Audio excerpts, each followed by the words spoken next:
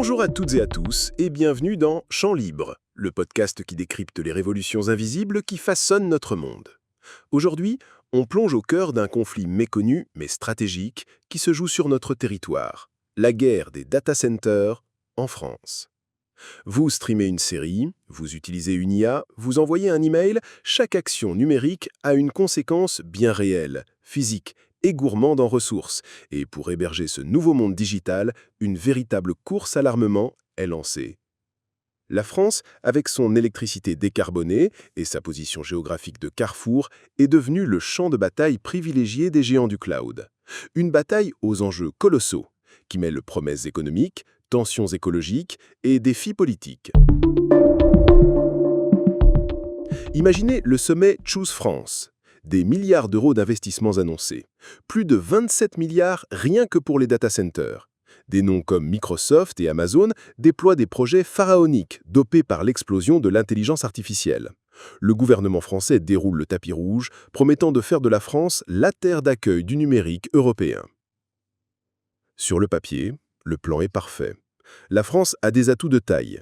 La meilleure couverture en fibre optique d'Europe, des câbles sous-marins qui nous connectent au monde entier, et surtout, une énergie nucléaire qui offre un avantage compétitif majeur.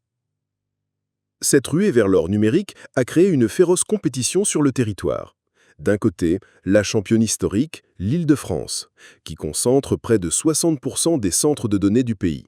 De l'autre, un challenger ambitieux, la région Hauts-de-France. Avec ses vastes terrains, sa proximité avec les hubs nord-européens et la puissance de la centrale de Gravelines, elle rêve de devenir la vallée européenne de l'intelligence artificielle. Le gouvernement a même identifié 35 sites clés en main en France, dont 8 dans les Hauts-de-France, prêts à accueillir ces nouvelles forteresses de la donnée. Une manne économique en perspective, des emplois, de l'innovation. Mais derrière cette façade étincelante, le champ de bataille révèle des tranchées bien plus complexes. Cette guerre n'est pas sans victime. La première, c'est parfois la promesse politique elle-même. Prenez le cas de Telehouse, un géant japonais. Attiré par les sirènes de Choose France, il annonce un investissement d'1 milliard d'euros. Un projet magnifique. Sauf que le raccordement au réseau électrique, géré par RTE, n'est pas prévu avant 2032, soit 6 ans après la date d'ouverture espérée. Un véritable parcours du combattant administratif qui illustre le fossé entre l'ambition affichée et la réalité du terrain. Et c'est là qu'on touche au nerf de la guerre, l'énergie. Ces data centers sont des ogres énergétiques. L'Agence internationale de l'énergie a tiré la sonnette d'alarme. Avec l'IA, la consommation électrique des data centers dans le monde pourrait plus que doubler d'ici 2030. Pour vous donner une idée, cela équivaudrait à la consommation totale d'un pays comme le Japon. Comment alimenter ces monstres sans mettre à genoux notre réseau et nos objectifs climatiques ? La question suscite une véritable contre-attaque politique et citoyenne. Un sénateur a déposé une proposition de loi choc, taxer la consommation excessive d'eau de ces centres qui ont aussi besoin d'être refroidis en permanence.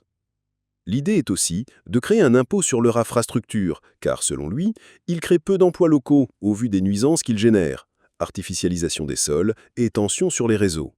Des voix s'élèvent même pour demander un moratoire, une pause, le temps de réfléchir collectivement à la place que nous voulons donner à ces infrastructures.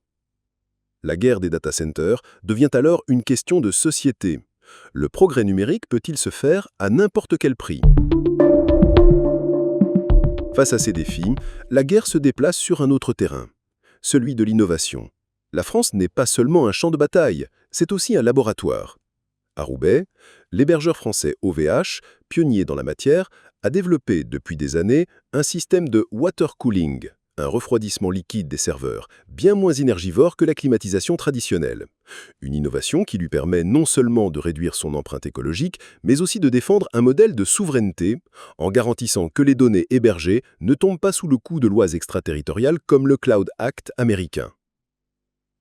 Mais l'exemple le plus spectaculaire nous vient de l'Essonne. Là-bas, le data center de l'entreprise Data4 a inauguré une première mondiale, un centre de données biocirculaire. Comment ?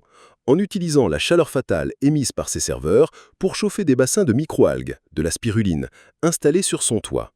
Ces algues, en grandissant, captent du CO2. L'innovation transforme un déchet, la chaleur, en une solution écologique qui produit de la biomasse tout en purifiant l'air. C'est l'exemple parfait de l'économie circulaire appliquée à l'un des plus grands défis de notre époque. Nous voilà donc à la croisée des chemins. La France est au cœur d'une guerre pour la suprématie numérique, tiraillée entre sa volonté de devenir un leader de l'intelligence artificielle et l'impératif de sa transition écologique. Des milliards pleuvent, les régions s'affrontent, la consommation énergétique explose, mais dans le même temps, des solutions ingénieuses émergent, prouvant qu'un autre futur est possible. La vraie question, au fond, est de savoir quel modèle nous allons choisir. Allons-nous construire des forteresses de données énergivores et déconnectées des territoires, ou allons-nous savoir inventer des infrastructures intelligentes, intégrées et durables? Cette guerre silencieuse se joue loin de nos regards, dans des entrepôts sécurisés et des salles de serveurs assourdissantes. Mais son issue nous concerne tous, car elle dessinera le coût réel, et pas seulement financier, de notre avenir connecté.